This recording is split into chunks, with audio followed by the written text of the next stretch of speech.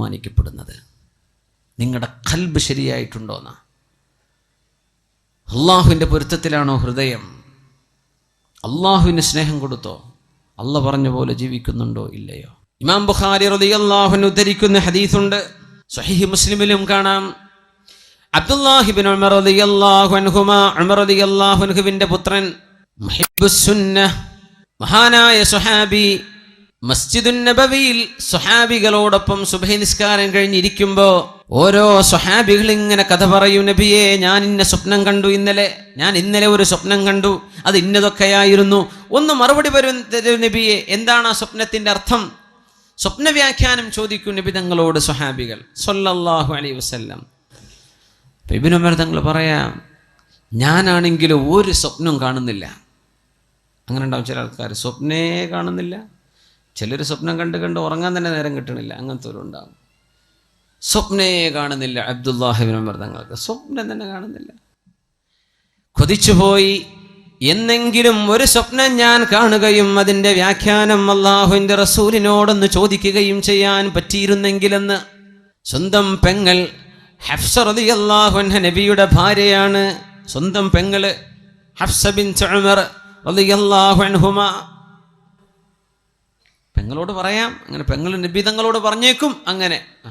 അങ്ങനെ ഒരു രാത്രി അള്ളാഹുവിൻ്റെ റസൂലിൻ്റെ പള്ളിയിൽ ഞാൻ കിടന്നുറങ്ങി. ഞാൻ റബ്ബിനോട് പറഞ്ഞു, അല്ലാഹുവേ, ഇൻ കുൻത തഅലമു ഫിയ ഖൈറൻ ഫഅരിനി ലൈലത റുയാ. പടച്ചവനെ, എന്നിൽ എന്തെങ്കിലും നന്മയുണ്ടെന്ന്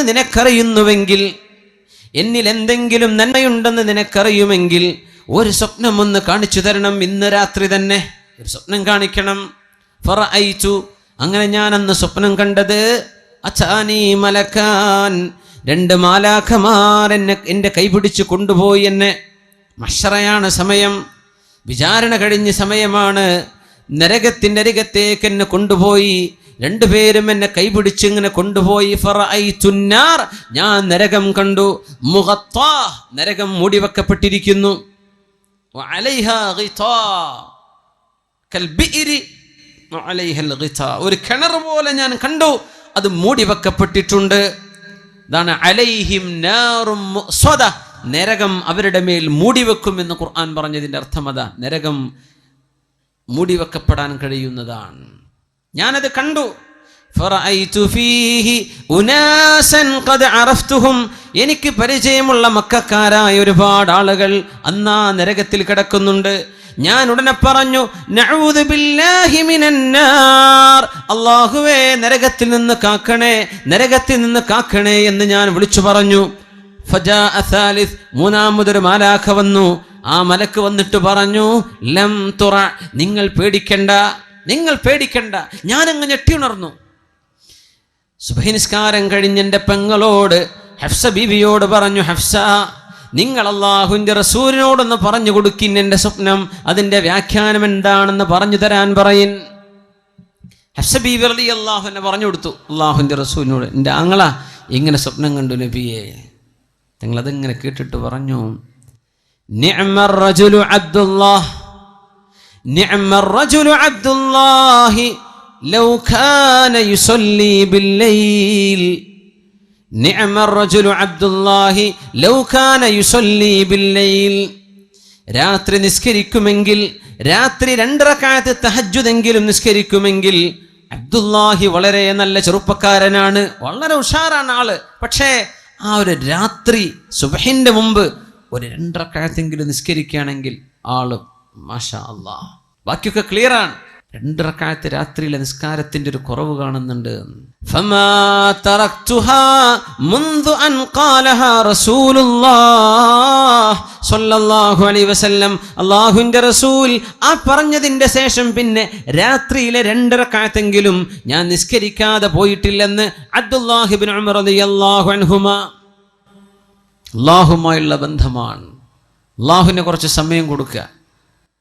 അള്ളാഹുവിന് സമയം കൊടുക്കുന്നത്, ഹൃദയം കൊടുക്കുന്നത്, അള്ളാഹുവിൻ്റെ ഇഷ്ടദാസന്മാരായ സുഅദാ, സന്തോഷം ലഭിച്ച മുഴുവൻ ആളുകളും സമയം റബ്ബിന് കൊടുത്തവരാണ്. അള്ളാഹുവിന് സമയം കൊടുത്തു, ഹൃദയം കൊടുത്തു. തതജാഫാ ജുനൂബുഹും അനിൽ മളാജിഇ യദ്ഊന റബ്ബഹും ഖൗഫൻ വതമആ تتجافى جنوبهم عن المضاجع يدعون ربهم خوفا وطمعا ومما رزقناهم ينفقون عليكم بقيام الليل രാത്രി നിസ്കരിക്കണേ എന്ന് പരിശുദ്ധ റസൂലുള്ളാഹി സ്വല്ലല്ലാഹു അലൈഹി വസല്ലം. ഇശാ നിസ്കരിക്കുന്നതിനെ കുറിച്ചല്ലേ പറഞ്ഞത് കേട്ടോ. ഇശ അതിനെ സംബന്ധിച്ച് വർത്താനല്ല, അത് നിസ്കരിച്ചേ പറ്റൂ. രാത്രി 2 റക്അത്തെങ്കിലും അല്ലാഹുവിന് വേണ്ടി തഹജ്ജുദ് നിസ്കരിക്കണം. അലൈക്കും ബിഖിയാമിൽ ലൈൽ, നിങ്ങൾ രാത്രി നിസ്കരിക്കണേ എന്ന് പരിശുദ്ധ റസൂലുള്ളാഹി സ്വല്ലല്ലാഹു അലൈഹി വസല്ലം. ഫഇന്നഹു ദഅബുസ് സാലിഹീൻ, അത് സജ്ജനങ്ങളുടെ മാർഗമാണ്. വഇന്ന ഖിയാമൽ ലൈലി ഖുർബത്തുൻ ഇലല്ലാഹ്, രാത്രിയുടെ ഈ ഇരുട്ടിൽ എല്ലാവരും കടന്നുറങ്ങുമ്പോൾ വുളു എടുത്ത് 2 റക്അത്ത് നിസ്കരിക്കുന്നത് അല്ലാഹുവിലേക്ക് അടുക്കാനുള്ള മാർഗമാണ്. വമൻഹാതുൻ അനിൽ ഇസ്മി, ചെറുപ്പക്കാർ മനസ്സിലാക്കണം. പലരും ചോദിക്കും, എന്താണ് തെറ്റ് വന്നു പോവുകയാണല്ലോ, തെറ്റിലേക്ക് പോകാതെ മനസ്സിനെ പിടിച്ചു നിർത്താൻ പറ്റുന്നില്ലല്ലോ, അതിൻ്റെ മരുന്നാണ് ഈ പറയുന്നത്. വമൻഹാതുൻ അനിൽ ഇസ്മി, തിന്മയിലേക്ക് പോകാതെ നിങ്ങളെ തടഞ്ഞു നിർത്തണമെങ്കിൽ രാത്രി 2 റക്അത്തെങ്കിലും തഹജ്ജുദ് നിസ്കരിക്കുക. തഹജ്ജുദ് നിസ്കരിക്കണം, ആണും പെണ്ണും നിസ്കരിക്കണം, ചെറുപ്പക്കാരും ചെറുപ്പക്കാരികളും നിസ്കരിക്കണം. വമൻഹാതുൻ അനിൽ ഇസ്മി, തിന്മയിലേക്ക് പോകാതെ നിങ്ങളെ അല്ലാഹു രക്ഷിക്കണമെങ്കിൽ 2 റക്അത്തെങ്കിലും ഒരു ദിവസം നിസ്കരിക്കുന്ന അല്ലാഹുവിന് വേണ്ടി. സുബഹിക്ക് മുമ്പ് ഒരു 10 മിനിറ്റ് മുമ്പ് എഴുന്നേറ്റ് അതിനെ കിട്ടും. അരമണിക്കൂറോ 1 മണിക്കൂറോ മുമ്പ് വെച്ചുന്നവർ അങ്ങനെ. തെറ്റുകൾ സംഭവിച്ചു പോയതെല്ലാം അല്ലാഹു പുറത്തു തരാൻ ആ രാത്രിയിലെ 2 റക്അത്തിന് സാധിക്കുമെന്ന് റസൂലുള്ളാഹി സ്വല്ലല്ലാഹു അലൈഹി വസല്ലം. അവസാനത്തേത് ശരീരത്തിന് വരുന്ന വലിയ വലിയ അസുഖങ്ങളെ തടുക്കാനും രാത്രിയിലെ നിസ്കാരത്തിന് കഴിയുമെന്ന് റസൂലുള്ളാഹി സ്വല്ലല്ലാഹു. എത്രയോ ക്യാൻസർ രോഗികളുണ്ട്, അല്ലാഹുവർക്കൊക്കെ ശിഫ കൊടുക്കട്ടെ, അല്ലാഹു സലാമത്ത് നൽകട്ടെ. കിഡ്നി ഫെയിലിയറും പ്രശ്നങ്ങളൊക്കെ ഉള്ള ഒരുപാട് വലിയ വലിയ രോഗമുള്ള ആളുകൾ, അല്ലാഹുവർക്കൊക്കെ ശിഫ കൊടുക്കട്ടെ. അല്ലാഹു ശിഫ കൊടുക്കട്ടെ, അല്ലാഹു ശിഫ കൊടുക്കട്ടെ. മത്റദത്തുൻ ലിദ്ദാഇ അനിൽ ജസദ്, അസുഖം, വലിയ വലിയ അസുഖം വരാതിരിക്കാനുള്ള ചികിത്സ രാത്രിയിലെ നിസ്കാരമാണ്. ചെയ്തുപോയി തെറ്റുകൾ പൊറുക്കപ്പെടാൻ രാത്രി നിസ്കരിക്കണം. തെറ്റിലേക്ക് ചിന്ത പോകാതിരിക്കാൻ രാത്രി നിസ്കാരം. ഖുർബത്തുൻ ഇലല്ലാഹ്, അത് അല്ലാഹുവിലേക്ക് അടുപ്പിക്കുകയാണ്, അല്ലാഹുവിലേക്ക് അടുപ്പിക്കുകയാണ് നമ്മളെ. എല്ലാവരും ഉറങ്ങല്ലേ, അത് ആരും അറിയുന്നില്ല എന്നതാ പ്രത്യേകത. നിങ്ങൾ സുബഹിസ്കാരത്തിന് പോയ ആരെങ്കിലും സുബഹിസ്കാരത്തിന് വരുന്ന ആളാ, അത് 4 ആൾ അറിഞ്ഞെന്ന് വരും. ആ വരുന്നവരറിയുമല്ലോ. ളുഹറിന് പോയാലും അറിയും, സുബഹി അസറിന് പോയാലും അറിയും, മഗ്രിബിന് ഇശാക്ക് പോയ ജുമുഅക്ക് പോയാലും മനുഷ്യന്മാർ കാണുന്നുണ്ട്. പക്ഷെ ആരും കാണാതെ അവനവൻ്റെ വീട്ടിൽ. ചിലർ പറയും, രാത്രി നിന്ന് നിസ്കരിക്കുമ്പോൾ വലിയ വെളിച്ചല്ല, ബൾബൊന്നും ഇട്ടേക്കരുത് റൂമിലേന്ന്.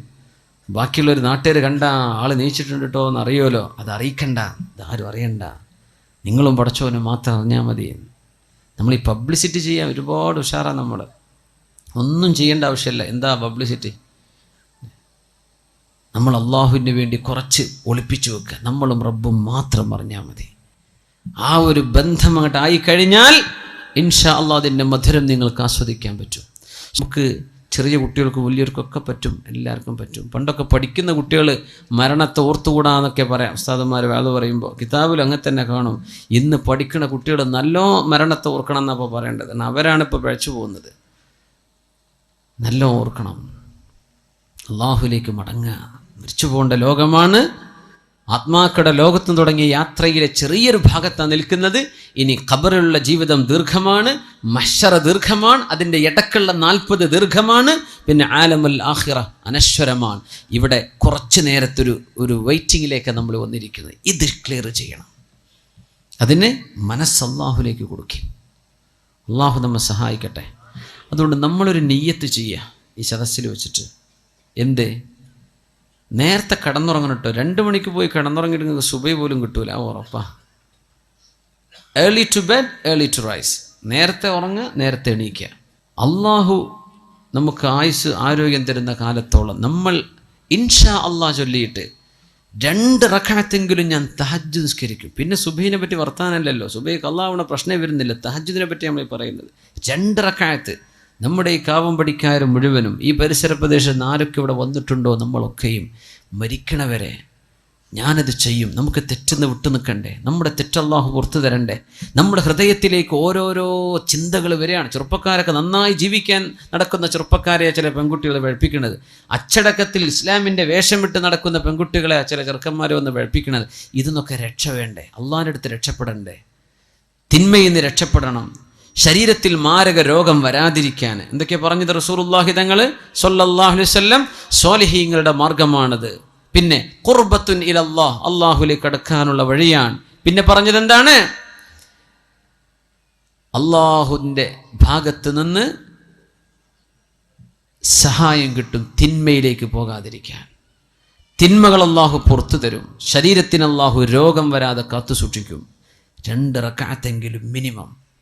അള്ളാഹു അനുവദിച്ചാൽ, അള്ളാഹു തൗഫീക്ക് തരികയാണെങ്കിൽ നമ്മളൊരു തീരുമാനം എടുക്കുക. ചിലപ്പോൾ ഉറങ്ങിപ്പോയി എന്ന് വരും, അതിനെ സംബന്ധിച്ചല്ല പറഞ്ഞത്. പക്ഷേ നമ്മൾ പരമാവധി പരിശ്രമിക്കും. അത് ചെയ്യുന്ന ആളുകൾ നിലനിർത്തി കൊണ്ടുപോകാൻ നീയത്ത്. ഇതൊക്കെ നിസ്കരിക്കുന്ന ആൾക്കാർ ഇവിടെ ഉണ്ട്, സദസ്സിലുണ്ടാവും. അവരുടെ മുഖത്ത് വെളിച്ചം കാണും.